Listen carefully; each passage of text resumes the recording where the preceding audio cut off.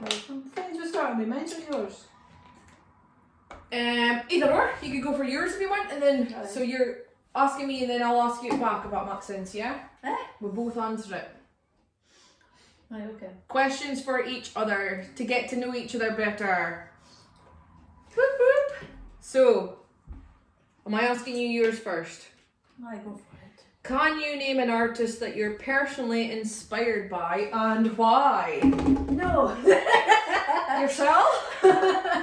You're allowed to pick yourself. No, that is a weird thing because I've never actually.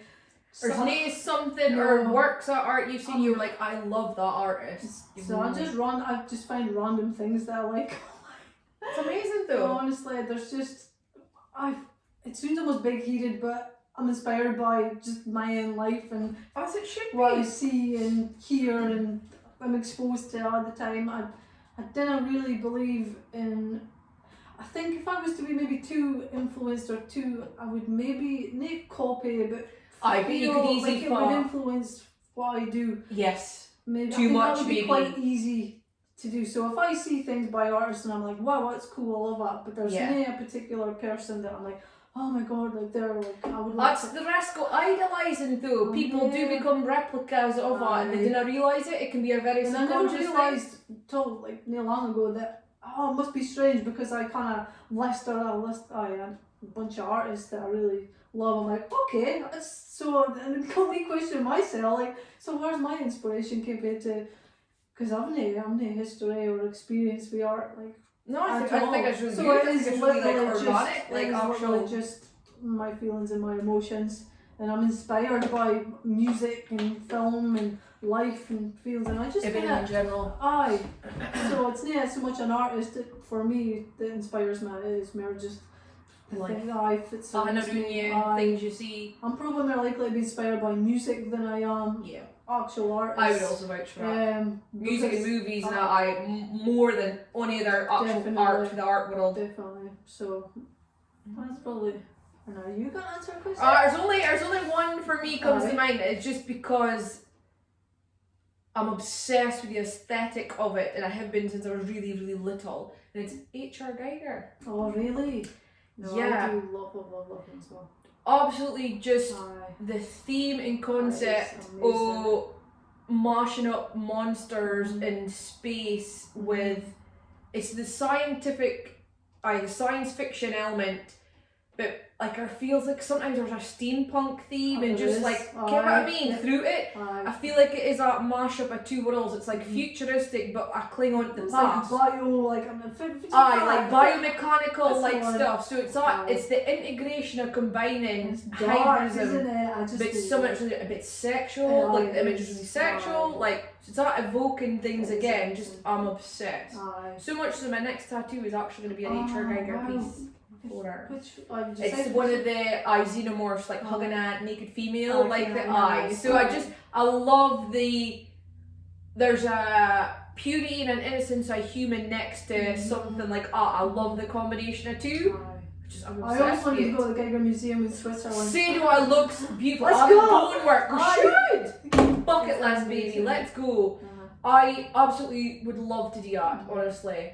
I have been obsessed with the Alien movie, like we watched Aliens just at weekend. Honestly, and see Prometheus. Like I was saying, like I just. And there's another new one coming out. I gotta wait. No, I love that. But I do, or something for him not even being here now. I just think his work is got a means of living on because there's just something about it. Even bands like Fear Factory and Tool, you can tell, are obviously heavily influenced by that era. Bands Celtic Frost and stuff. Works. We have got the album cover for just. So I think he's influenced just crazy. So much from the scene and things we like and from what we grew up with. I think so. My knowledge in artists are very limited as well. But when it comes, if I think art and something that appeals to me, that's kind of for its time would have been boundary pushing as well. Because we're speaking like Fantasy Macaulay stuff, like his books was released ages ago, it's not like modern day.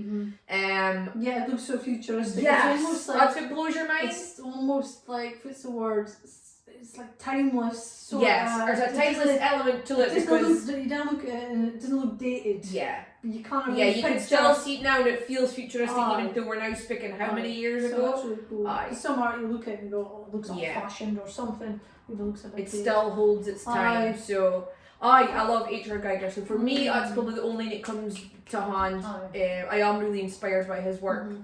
Really inspired. Okay.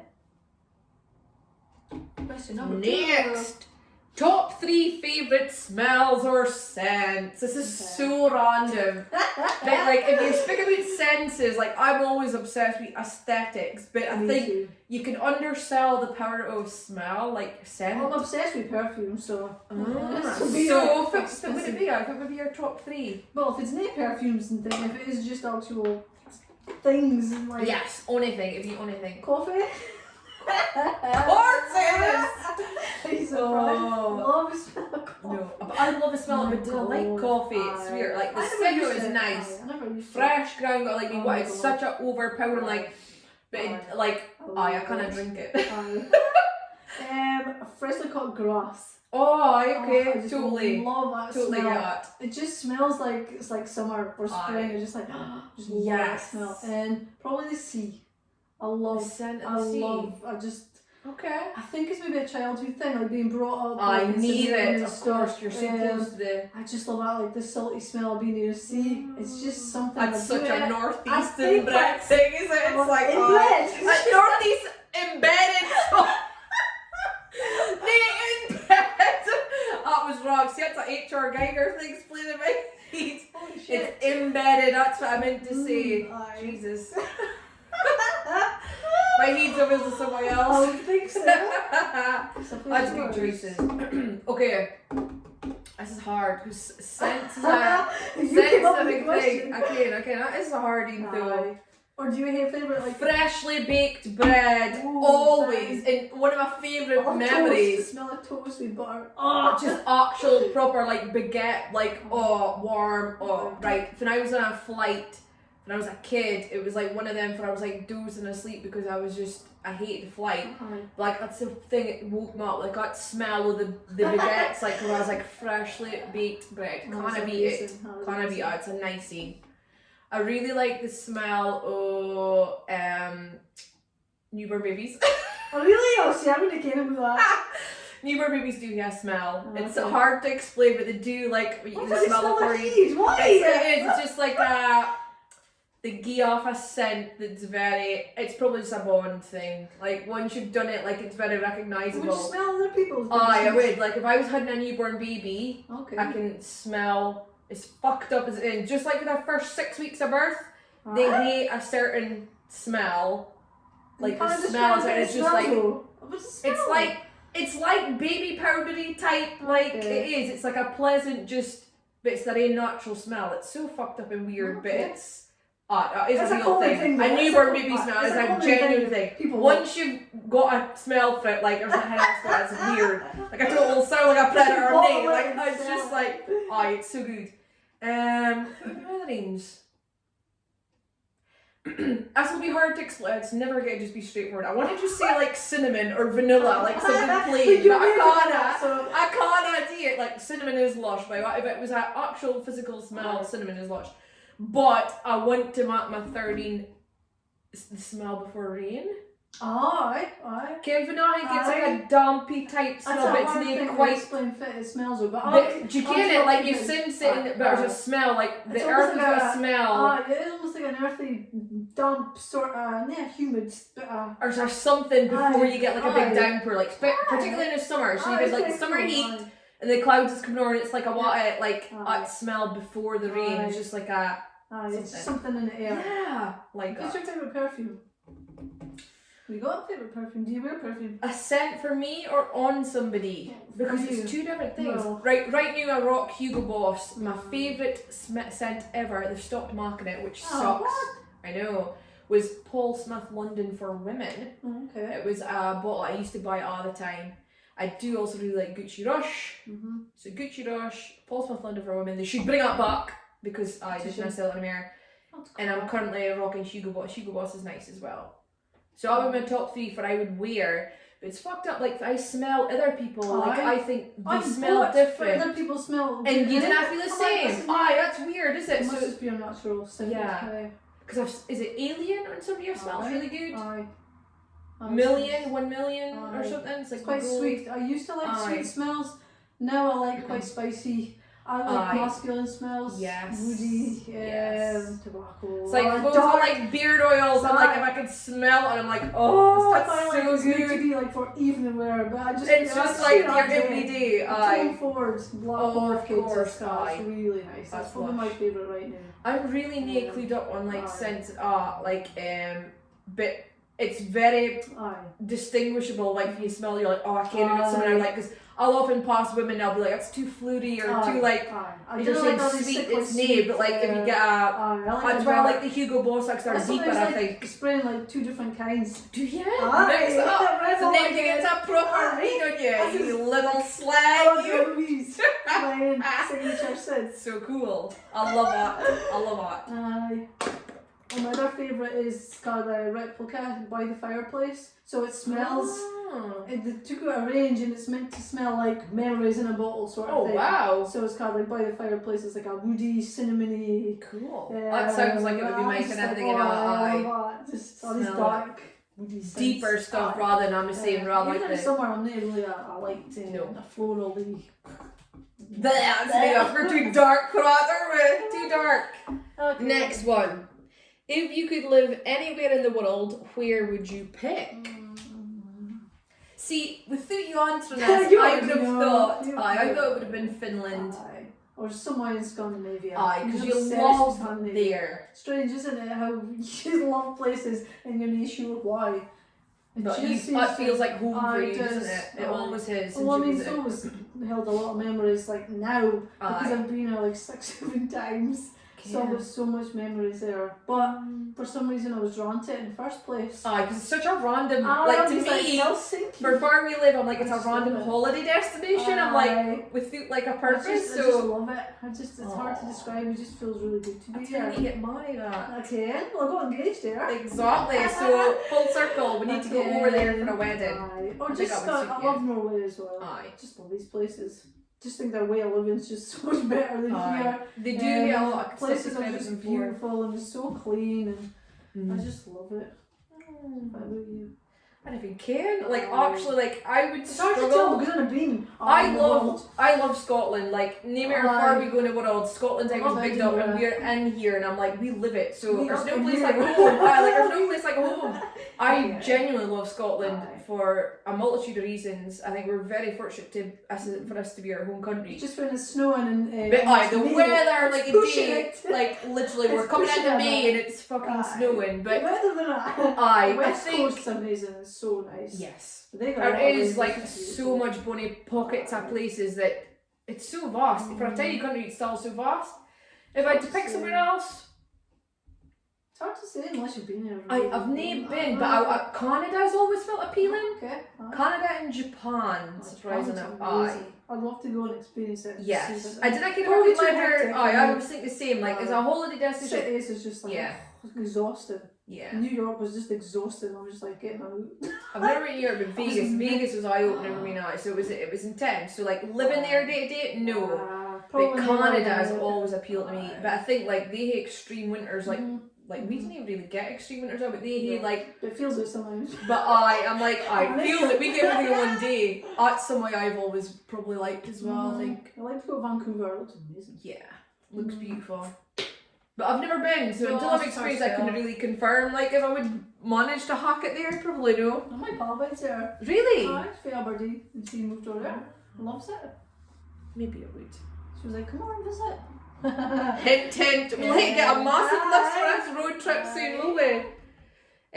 What's one of your most favourite memories you have of us? So many epic. It would have to be a date for me. I would have to be a decade. Probably the Himsa gig. Oh my days! Oh my days! Johnny Pettibones!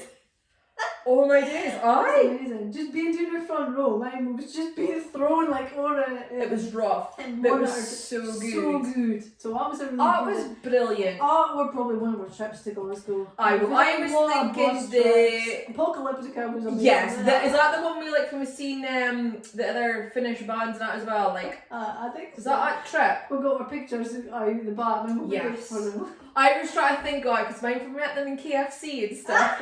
You were like, what's the band? A 5-day trip. Aye, we had like a 5-day trip and crammed in like 4 gigs or something that time. With Billy Talent for you. Billy Talent, yeah, which you're like, oh, it's really damn my scene. But we met them, so like, it was insane. Billy Talent met them. Ruben was the support. Right. They were good. Then we went to see. It was something at Barrowlands. There was like 4 bands on I can't even remember all their names, Louise. But it was a consecutive. Was Apocalyptic any that time as well? I don't think so.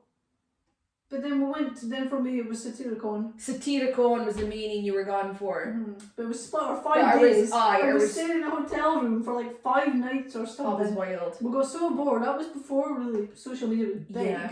You used to go on like your computer desktop at home, used to go MySpace. Yeah. So we didn't really hate. So we bought like pens and colouring in books. Only thing we could do to kill time in a hotel room. Sober. It took pictures ourselves dressed up as like Mexican drug lords or something. The imagination. The bullet belt with a fit on her. Oh, it's just stupid, but so like. We was teenagers, to be fair, so. Yeah, we were the alt goth kids that were to do the bad stuff. We were just like had fun, living our best life. Like we were excited. Him was happening then as well because we seen we passed him like the guitarist. That was a hell different trip. Was that? Oh, we've been so lucky and so fortunate. Like. I was just thinking, if it comes to memories as well, we went doing yes. Yes. Yes. I'm sure Phyllis would be there. So much kids. Aye. But so the purity of it, like the up and coming or like small venues, like at Himsa one, you never ever get it back again. No. It was so intense. Aberdeen for a while, Bleeding Through and stuff. Do you think go? I did go to Bleeding Through gig. No, it was the Bleeding Through. Sorry, it was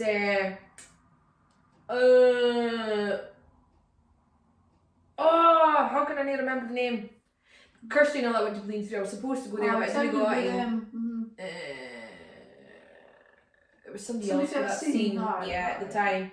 Wasn't it Bleeding Through? So the first time I seen Bleeding Through was at Download. Wasn't it Converge? But it was another band for that time.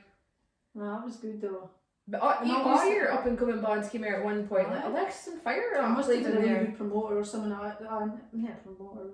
I think, just at time though, the Aberdeen music scene was hugely into that hardcore, like progressive, like emo core, like all this stuff. It was like but the heavier stuff was the odd band with you're like, that's cool. Like seeing a Trey You and 36 Crazy Fists and stuff like. 36 Crazy Fists came to Aberdeen. I saw them. Was that the Barrowlands thing? Could have been. I think it was. I remember it was like 5 days, 3 gigs. 3 days had gigs. And it was like one of them was Billy Talent. It was such a contrast for you. Then we went to see like Satyricon. I'm like, this couldn't be on the other opposite end of the music chain. Yeah, we get on. But it was so good, and we met them. And I'm just thinking, I never ever in my life thought it would happen. So I was so buzzing. And then I'd been in KFC and you were like, oh, this guy's looking shy, like, hello, because we're like dressed up on goth and you're like, what's the boy for the bathroom?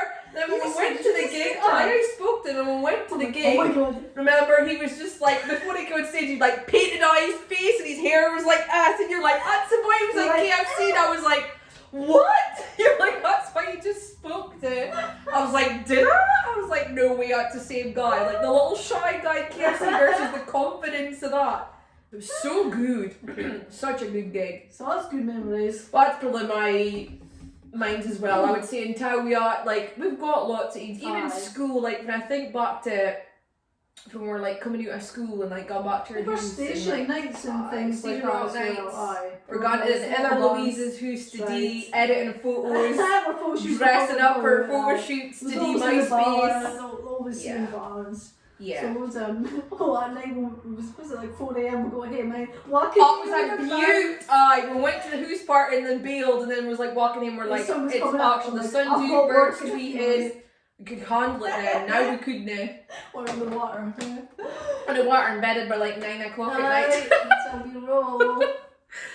Right. This is my last thing for you. If you could be any animal for a day, what would you pick and why? I'd be a cat. Does that surprise that? Cats. You do love it. You love a pussy, do you? I do. I love that pussy. That would be a life though. They do seem like the book. It's sauce. They didn't give a shit. No. I can relate to the cat. They could relate to a cat.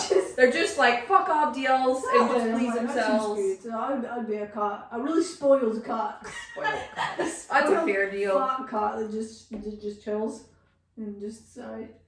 That's a hardie. Like I love my animals. If it would have actually went to be.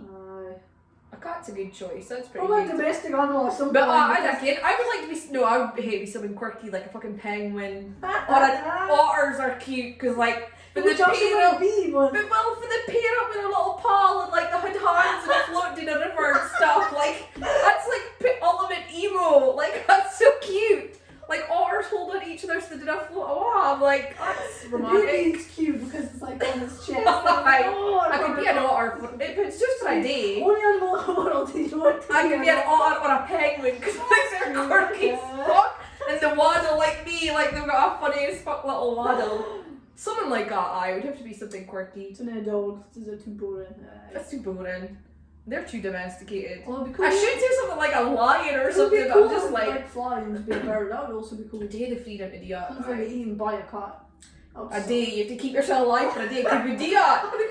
I need to be like the biggest predator in the jungle. That's the case. Like I do need to be something epic. The biggest otter in the dam. That'll be me. I'll be the biggest otter in the dam. Damn. Oh, the stupidity of all. Fun times. Right, your questions. Your questions.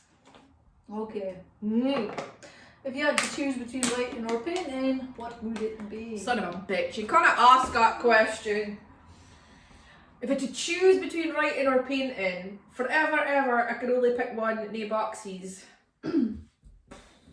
Impossible.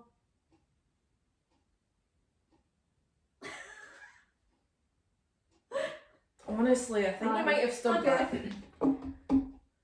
Because my internal gut, my internal gut. Different purposes. So yes, my internal gut wants to say writing. I couldn't part with, to be honest. I'd have to pick writing because I've done that longest, and it's something I've always done since I was little. I like imaginative stories that I even did when I was at school when I was a kid. So my gut probably is like writing, but I did do it as often now as I would like. But if I couldn't do it, then I would have a serious problem because I find that a really constructive outlet. But painting gives me a pleasure that writing doesn't. So it do serve totally different purposes. Okay. I don't want to lose any of them. Don't make me choose. Sophie's choice. Okay, you maybe didn't write, but if you had to choose between the gym or painting, what would you pick? Oh no, it's the same thing. Well, no. Welcome to my world. If you had to pick between getting up the gym or getting up your painting now, how would you decide? Would you decide? No. You couldn't. I know, because again, the same. It's two different things. They're both like outlets. One's like masculine discipline and like and then there's free flowing feminine energy and so it's like masculine and feminine. That's why I love them both. Good. It's a good balance. It is. Need that. Next. What is one piece of advice you'd give a new artist? One piece of advice for a new artist. May sound cliche. Okay, that's impossible, probably. Somebody that's new. Don't lose hope.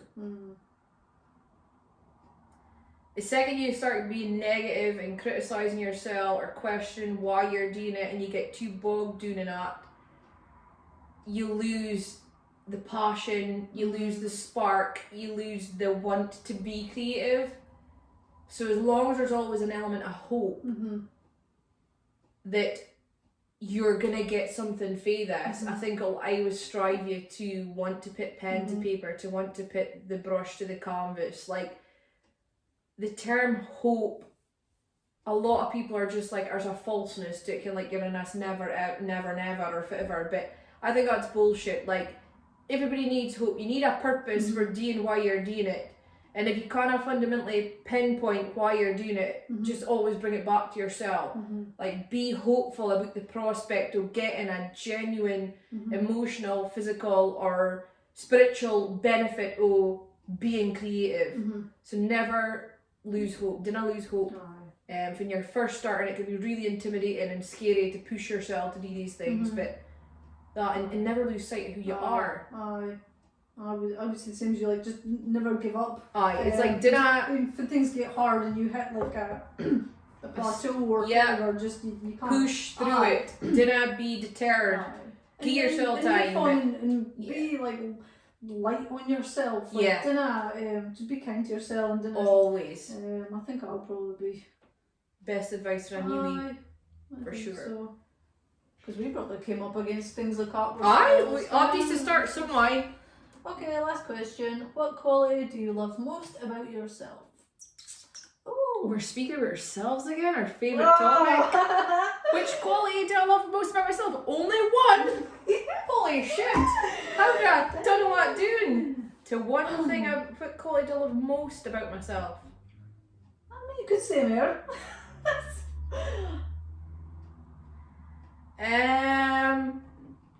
God, that's really hard. It is, because there's just so much good things about me. I think fundamentally, the older I've gotten and the more I've got to know myself, my favourite quality is my ability or inability to lose faith in people. Even though the world can seem shit, even though you get hurt, even though people do really bad things, even though some people are fucking cunts, for lack of a better word. That's a great word. It is. That's my favourite. I still never lose sight of loving people for who they are, for their rawness, for their vulnerabilities, for their mistakes, for their past, for if it's to come for them. Like, I always just see through everything and see people for who they are fundamentally, and just always try to look for the best in somebody. Even if everything in your gut or everybody else tells you like there's a reason to hate them, I'm always able to see past that and treat people for who they are at that moment in time I've got them. Nay for what they did before, nay for what they'll do in the future, but just for in that present moment in time. Because that is literally all we've got. I think I'm pretty good at doing that and owning that. I think I'm somebody that's easy to speak to because of that. I might externally I might look like I'm a badass bitch who's gonna fuck you up, which I will. That's my bad days, but I think once people get to know me, I am somebody that's approachable, and I love that. I love that people feel like they can't come to me and they're going to be judged. My favourite quality about you. Do you think so? Aye. Really? Aye. I didn't believe in. I hate stereotypes with a passion. I hate closed-mindedness. It's easy to do. It's so easy to do. When you first meet somebody, it's easy to make assumptions. Mark a quick judge. I do it myself. It's probably natural actually, but you have to also give people. There's so much benefit of the doubt. No, but to understand I am at high risk. risk. I can be too trusting. And I'm at high risk for. I'm the stupid bitch that like you've got a million red flags, but the one green, and I'm just like I can't. But it's a learning for me. I would still rather take the chance on that one green flag and just be like, I'll be the person that sees that in you, and then hope. I'm always seeing people's potential, and I want to be like a beacon for them to be the better version of themselves, rather than. It's also hard to. But I'm really find the line. That's also hard. I can get too involved. That's the catalyst. So if we spoke about the positive thing, the catalyst for me is being too trusting. Not in a naive way, but just because I want to see, I fall in love with potential. But not everybody has it in them to want to better themselves. It's not always in your best interest to do that. Unfortunately, isn't it? Sometimes you end up over-giving and get fuck all back. Yes. That's a hard lesson, but I just have to be stricter with my time. But it doesn't deter me, even though I go through that experience, it never seems to shake this. I've got a pretty robust inner... Just keep coming back. Like you gotta keep knocking my door and I keep fucking turning up like a weed. Keep turning up. Just rocking up there, I'm still there, giving it my all. It'll take a lot to max me, but then that is the other thing. If you fuck me off to the absolute point, because I can have given it my all. I wonder if that point is... Snip. I do have a point. It took a long time to realise it, but I do have a point for it. You wouldn't even enter my thoughts. Oh shit! If I've cut you off because I've pushed myself to an extent, then it's like I wouldn't even give you a second thought. I mean, I'll give you 90 shots to start with, but once I reach my breaking point, that's it. Dang, that's it. Right. See ya. So that's also a good quality. Oh, you need it. You need the counteracting up. But about yourself. Well, mine's just like self-absorbed. So mine's isn't quite like nice. It's nice, self-absorbed. It's like there's something you fundamentally love about yourself. It's probably like my willingness. Like I give myself the permission to be exactly like who I want to be. I want to give me with food, never how much time that changes, because you change so much in your life. But like I've always got my own back, and I'm like my number one supporter. Like my self-belief is just like you do. I'm just like you just dig whatever comes up to the surface. Like I've got an inkling to do this. I'm like fuck it, let's go. We're doing this sort of I thing. love your. You've got a big lull between something you think and your action. You put things into action. I trust myself. And a lot of people probably when I give themselves permission to maybe do things, whereas I'm just, because if it ever feels right, if it ever feels like true for me, I'm just like, I always want to be like an aligned person. I didn't want to be fake. I don't want to live a fake life. No. So it's like, I like that I give myself permission to be like that. And that's always my goal, is to just... You have got a really strong inner monologue or whatever like I can fit you with class as, but like when it comes to your willpower and your dedication to something, like I'm saying, your process between thinking something and becoming a reality, it's quite fast. It's so fast, and a lot of people stumble at that bit where they hum and hey, like we said, the debate or they speak themselves out of it. You're the opposite. Your trajectory from thought to action is brilliant, and it's one of the things I absolutely admire for you. I love that you can flip. Actions will always speak louder than words. I'm a fucker for being bogged in the words. Like people tell you this, and you think, but they never do it. It never manifests. But you there's no bullshit with you. If you're gonna say you're gonna do something, you do it. It's not like I say I know how to do it, but I find it. No, but you find it. You do. You put the legwork in though. You do. You're really good at it. So I'm like, let's go. Like I'm just so disciplined. You're on it. You are. I really am. Your discipline is the other thing that I just. If it's something that I care about, you're not gonna get fuck all. No. It's something that triggers a passion on you. You're on it. You're so disciplined. I'm just like following fit. It sometimes feels like you're almost just like, if it's a word, it's like the only competition you give yourself is yourself. That's what's amazing. You do not compete with other people. You compete with you or older versions of you. We're all different. Nobody's my competition. See, I love that. Like you're just like nobody's even in my league. Like it's amazing. That is so good. It's a good way to be. I think it's just like being an only child and spending so much time. I just seem like you know yourself so well. So that's probably I think it's my thing that I love most. Thing you didn't love most about yourself? Oh, no, that's hard. Impossible. She gotta answer it because she's fucking amazing. Is that what you're telling me? You've got no flaws. Probably just my stubbornness and impatience. It's just I can't cope. I'm no patience. Absolutely no patience. That bugs me. Patience is very hard. That is something that it took me a long time to come across. I still did hate it, but if it's not happening now, it's not happening quick enough. I am terrible. Yes. So I ended up doing a lot of stuff myself, and because you want to wait. I am the same. So that's a good trait, but don't be mere about it. Let's keep it on the down low. Let's never ruin the perception of the Almighty. Small but mighty. Fucking right. You're like the walking definition of is it small lad syndrome? You're just absolutely like, I'm fucking amazing despite my tiny stature. Bless. No, yours is an actual theory. You're genuinely. You are amazing. You are amazing. You're a fantastic human being. For DI yourself, Nahan siblings and stuff like you do amazing. Because we're so influenced by other people, good and bad though. But you've managed to bide in. Influenced by folk, but no, I don't see anybody's competition. No, you've got it sussed. Definitely. So very introspective. Watch Abdi unsubscribing for this episode, so they're like ego driven. Jesus. Hey, you kind of have to be. You have to be to get to where you want in life. You've got to love yourself and honour your. That's the way it should be. Yeah. So it's not spoken about enough. No, it's not. We're here to change it. You're made to feel shame for being so. Honest or owning your stuff, like how you look, your cost is vain, and it's like, oh, you're so self-absorbed. It's like, no, I just like to look after myself. Exactly. From a health perspective, it's like, you can't slate the power of something like gym and exercise, and if people could just shed their perception it's usually people that's been to the gym that these false comments and just think of these like this bloody airheads that's got just care about their bodies.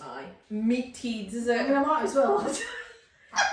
you walk both lines exactly. No, it's the stereotypes, it's the perception, it's the we're so trying to put everybody in a box to appease our own comfort level. Or in comfort zone, we forget that there's people just out there. I just think living without living. Everything. That's why maybe it's a competition for me, because people's on their own path, they've got their own thing going on. And there's so much other factors will influence other people that you've never personally experienced that you can't ever point finger or judge until you've literally been in that position yourself. And even then, it wouldn't be like for like, because you'll have had a different upbringing or a different set of factors that you've had to incorporate that person did never. It's very, very, very unlikely any two people in the world will have exactly the same set of scenarios happen to them. No, that's impossible. You learn that when you've got siblings and stuff, and people think even just your placement for yours. Like I was the oldest child, and I was like a middle child and a youngest child, and even at a very early age, the dynamic of where we sat in the chain determined the different type of relationship we had with our parents. Because when I first came on the go, I was the first, so like I had to experience everything first, and your mother or father are harsher on you because you're doing it as a first. A middle child is like the follow on for the first, so they didn't get the same harshness, or they get to do shit younger, which frustrated me because I was like, but they've got like something to tie on. The youngin gets to please their fucking selves. It's like they're the baby, they're still different. Exactly. Oh my days, exactly. So watch your first episode. Kids, I know it's like it's unreal. So even just that, when we speak about deep-seated conditioning, it happens in so many different aspects of your life.